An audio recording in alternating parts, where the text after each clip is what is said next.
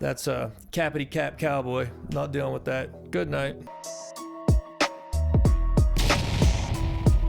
Hey, what's up, everybody? Welcome back to the show. It's your pal, your friend, Steven M, checking in again with you. Thanks for stopping by. And right now, we are going to expand your horizon. It is another Lost Tapes video. And boy, I really had some good stuff in the bag. I didn't even realize. This is pretty much like a couple of the things are about Florida and a couple are about the apocalypse. Not saying they go hand in hand, but you know they got that reputation.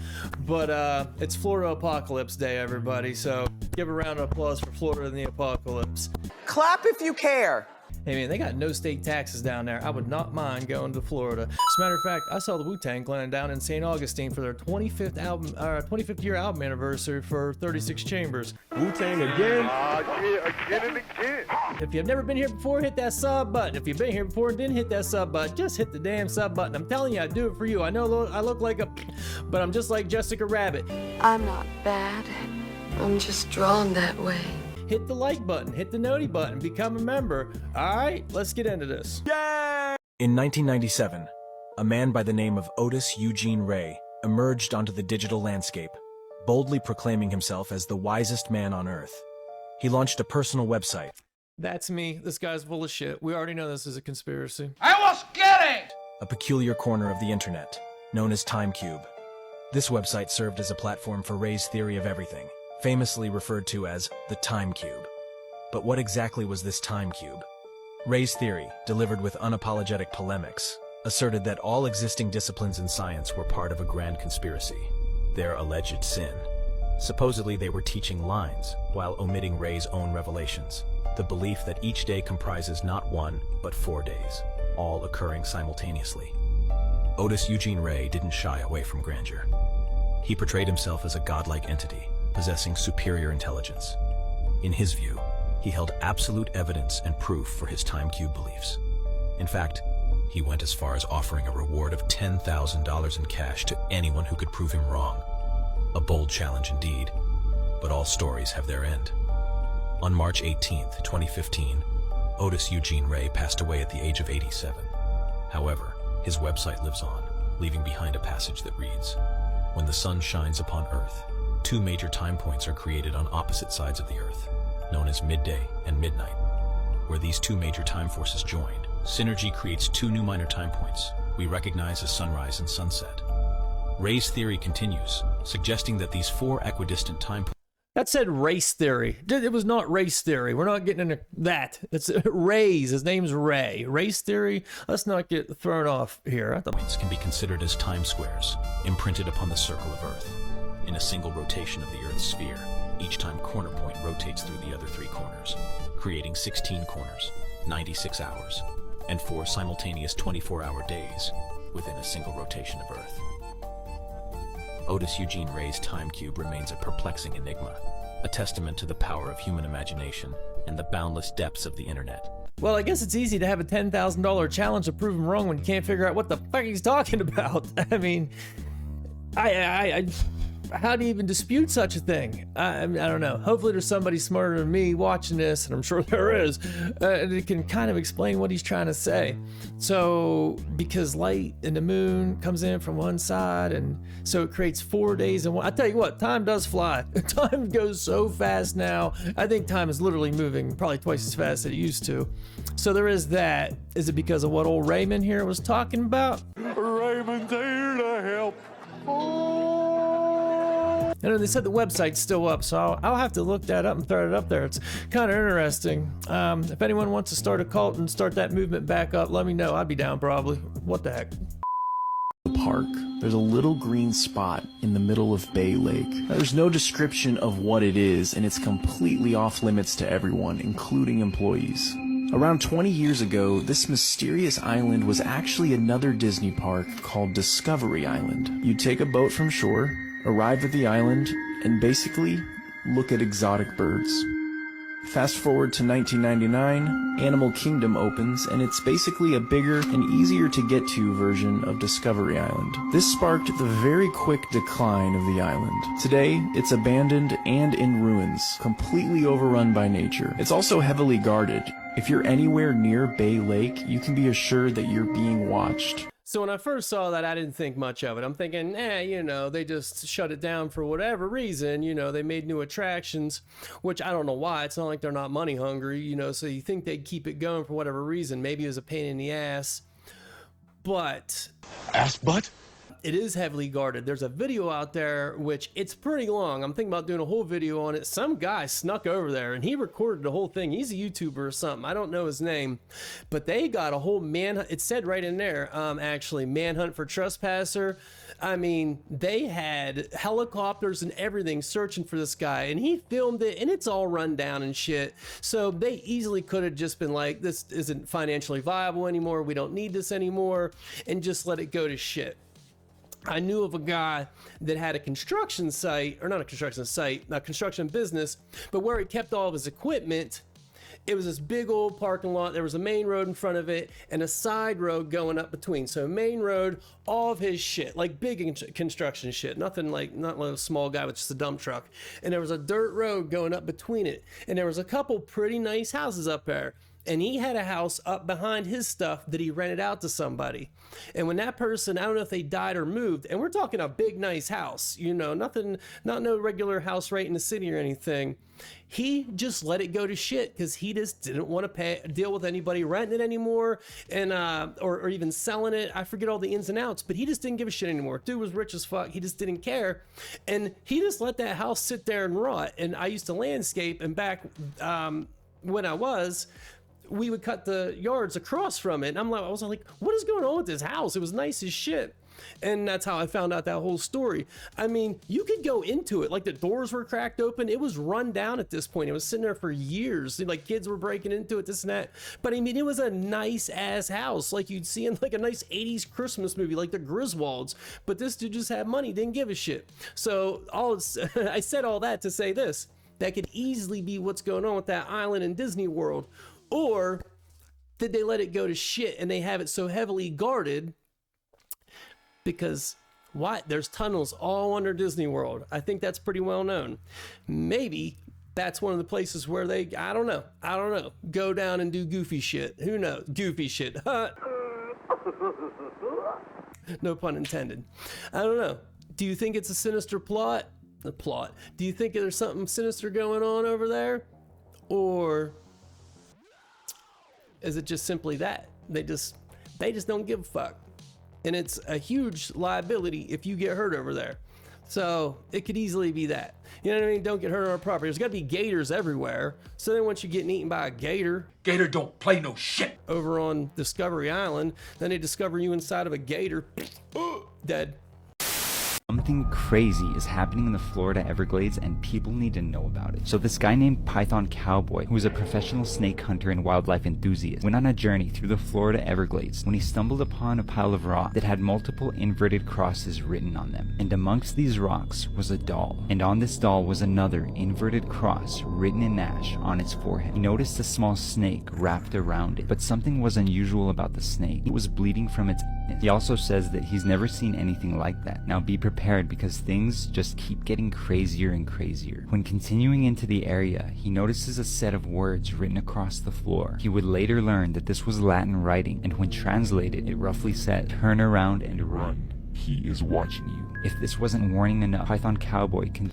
What's the chances of this guy even knowing Latin? I guess he's in Florida, so I guess it would help, but it's kind of random, you know? Continues into the area to find a set of abandoned structures, which he continues to explore. That's when he sees it, clear as day, on one of the buildings, a cartoon drawn in spray paint of what is essentially the Python Cowboy. At this point, I would have gotten the f*** out of there, but he continues into the buildings, and what he finds was so alarming that he actually filed a police report and an official investigation was launched. As he continues exploring, he finds the gown of a child pinned to the wall, and around it a message written that said, she was only 9, we gave her to the devil, like basically talking about sacrificing a child.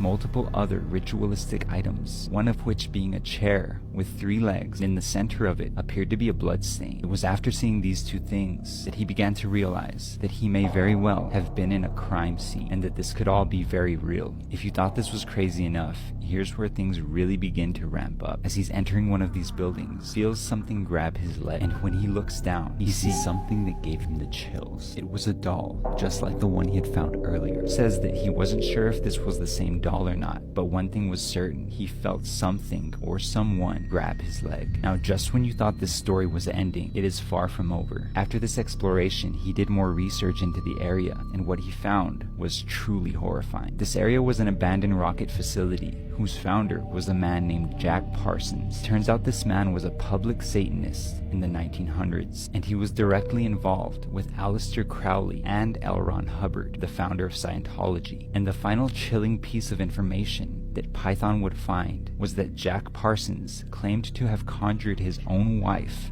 from hell, and his wife's name happened to be Marjorie Kimmel, the same name as Python Cowboy's grandmother. After looking back at all of the evidence, it's almost as if something drew him to this area on that night. After the police investigation, they found no evidence that an actual crime was committed there, so it's assumed that those rituals were merely rituals and no actual sacrifice took place. But there's one small detail that I forgot to mention. On his way back to camp from this abandoned rocket facility, he saw 2 lights in the distance. This was very alarming because they were in a very remote area, and to find anyone out there to begin with was very unlikely. As he's driving toward these lights, he gets closer and closer when he hears, Mike, is that you? This gave him the chills, because not only was nobody supposed to be out there, how was it that this person knew his real name? It turns out that this was a follower on social media who was very interested in the Everglades and decided to explore alongside him without his knowledge. I talked to him the next day.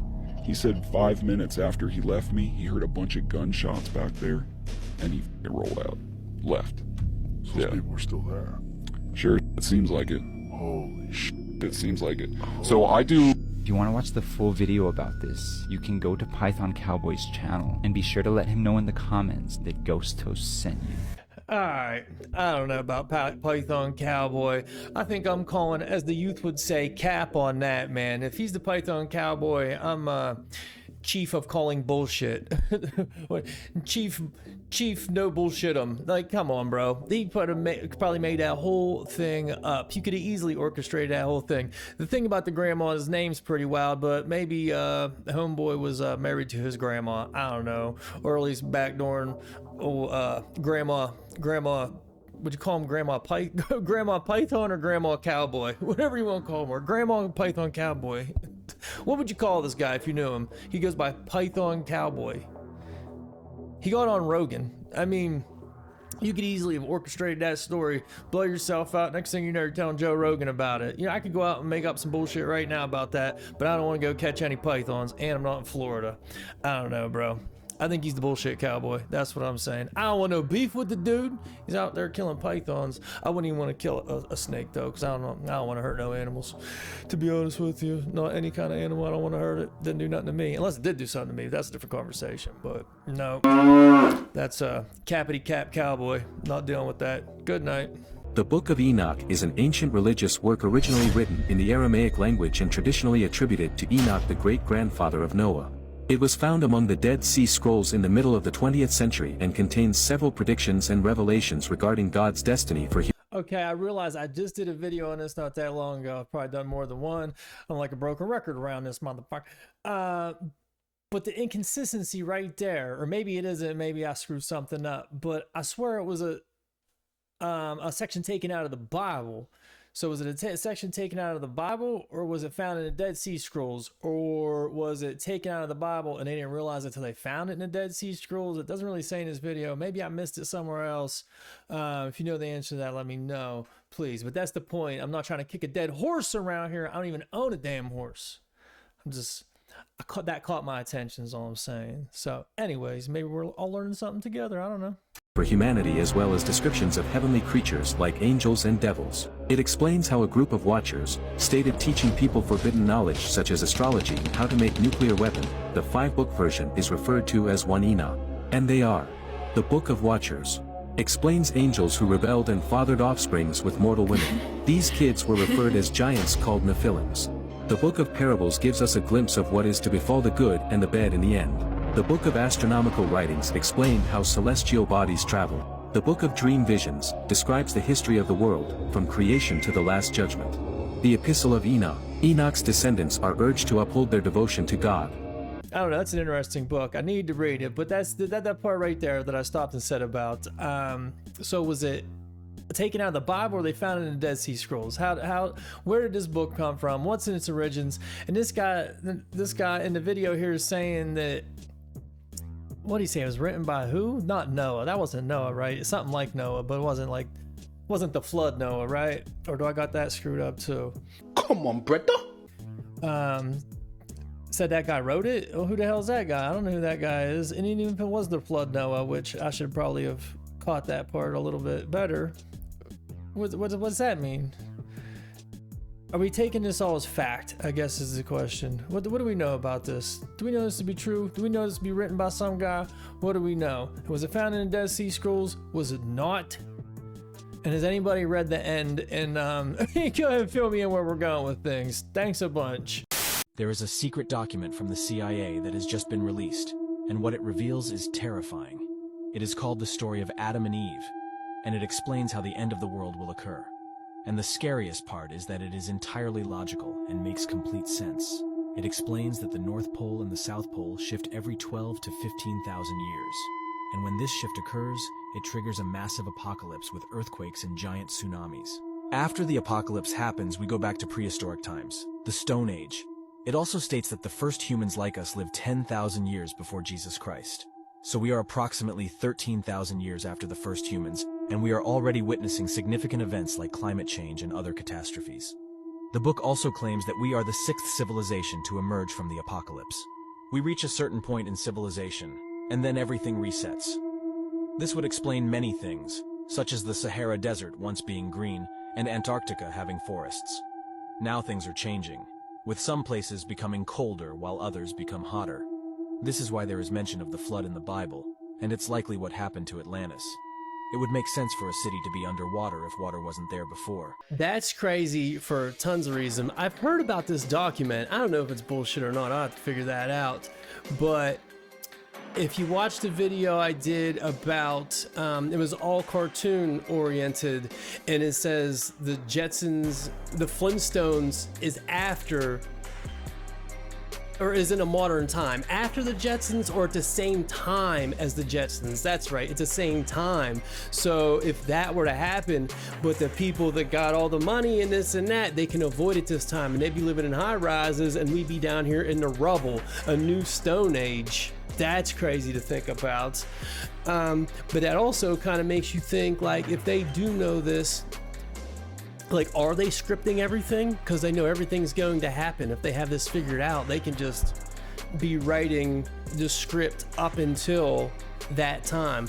Whoever it may be, just people that have been around long enough and their bloodlines know these things because they figured out, you know, the secret to life and the way things are going to work, so they keep passing it down and keeping the script moving. Freemasons, I don't know, gods, whatever it may be, other type of entities, God only knows. God, no pun intended, or how ironic that I said that, I mean, actually. That it really makes you think. What it really does is let you know, if that is the case, that goes to let you know the whole global warming thing. You can just throw that out the window, because it is just, you know, just nature being nature, I suppose, or whatever it may be. Whatever it is, I'm sure these goons know how to avoid it. These goons being the people that run the world. They're like, these cats, these cat in the hats, their goose is cooked, because these puppies, it's about to go down, boy. They got front row seats to the end of the world, like Steve Buscemi in Armageddon. And they're going to be like, wherever they're going to be, I don't know, on the other side of the ice wall, cool chilling on the record business and that, you know what I mean? No, you probably don't know what I mean. Shit, I don't even know. Like, I can't even tell you that. Like, check out this video of this laser etching tool making a traditional Indian design in solid rock. Look at this final product. Isn't it absolutely exquisite? Now you'll see in the next few clips how it is almost impossible that these structures created in India with these intricate and absolutely insane details were done by hand and chisel, when they look almost exactly to how that rock inscription was created.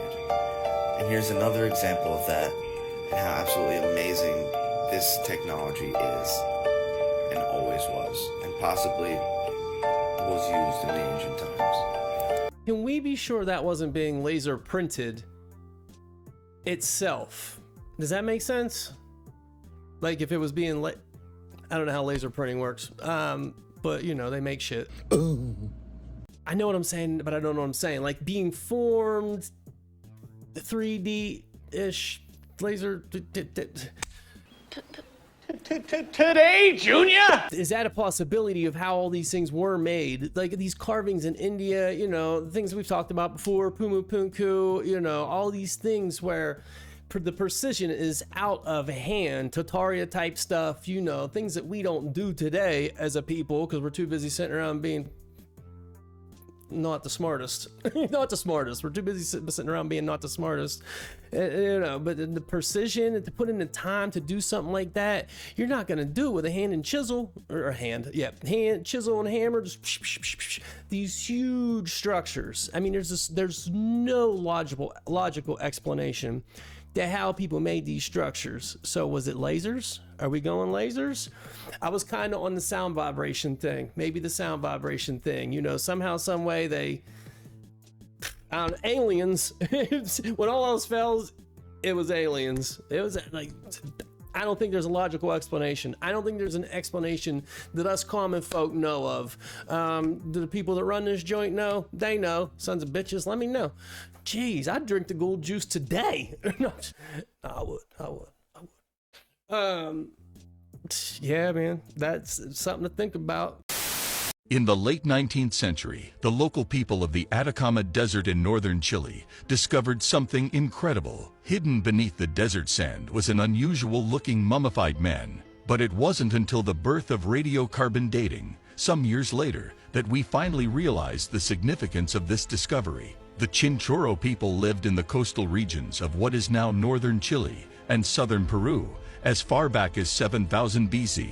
Since the initial discovery, there have been many more mysterious mummies found in the region. They represent one of the oldest known instances of deliberate mummification by humans. The mummies are categorized into three types: the black mummies, which are the oldest type, at 7,000 years old; the red mummies, which are approximately 4,500 years old; and the mud-coated mummies, which are around 4,000 years old. Dang, so I guess that settles it. Black people was here first. They was the oldest. All right, then. So Kanye West was right. And Kyrie Irving, boom, there you go. I see good things about Hitler also. That's pretty wild. There's so many... I was joking, but I mean, there's probably some truth to that. I mean, I don't know. Who knows? Who knows, really? And also, you know, I don't really care. It's so wild about South America, though. I don't think we talk about it nearly enough as a people. Like, you know, Pumu Punku and all the things that are down there that are so ancient and just, you know, I mean, Easter Island's what is it off of? Somewhere down there. And there's just so many things. Have you realized or ever thought about the fact that Chile is Chile, the country, not the bowl of food that Eric Cartman put Scott Tenorman's parents in? I made you eat your parents. Close to Antarctica. Is that not a weird thought that, yeah, Chile's close to Antarctica? It's like an odd thing to think. But either way, just all the things that are down there are just so old and, like, I guess high tech, and just a civilization, how... I don't know. I don't even know what to call it. Interesting, that's for sure. Beyond its time, I would think. I don't know. Who knows how many civilizations came before it and were destroyed, and how many Earth cycles you'd maybe say, as far as weather patterns came and went to deteriorate things or wipe out societies. But there's just a lot of wild shit down there. The guy said about the mud at the end. Is that what he said about the mud? Or the brown face? I forget what he said exactly. But there's this episode of Tinfoil Hat, again, going back to that. This dude from Florida he does some serious digging on the history of Florida. I forget his name now, but he has rewritten history in his own right. If he's right, I don't know, but when you listen to him, it's like it all makes perfect sense. He gets into like black people were in America way before, I don't know if he says before anybody else, but either way, the people that were redskins were actually white people that put like clay on their faces because they'd be sunburnt down in Florida, because we're talking about Florida. So that's how redskin came about. It was actually white people putting mud on their face so they weren't sunburnt all the time. It had nothing to do with Indians. So you think down there, you know, in South America, why would you put mud on your face? To block the sun. So I don't know what that had anything to do with. It really didn't have anything to do with that, but maybe that's why they put mud on their face. I need to try to find something to throw in one of these videos about how that dude breaks down the real history of North America. I mean, from his side of the story, it's mind-blowing stuff, man. That's pretty cool. The original mummies came from Chile. Them mummies was chilly down there, baby. Some chilly mummies. There was some chilly mummies. Chilly mummies. It's too damn cold out there to be talking about any chilly mummies, and we're supposed to get a snowstorm this weekend, so if you're where that is, like I am, be careful out there. I'm gonna wrap this video up. If you didn't hit that sub button, go ahead and hit that sub button for me, please. If you liked it, go ahead and hit like on the video, and if you didn't like it, just go ahead and keep it moving, bro, because like I've told you, I don't want no beef with you. That's all, folks.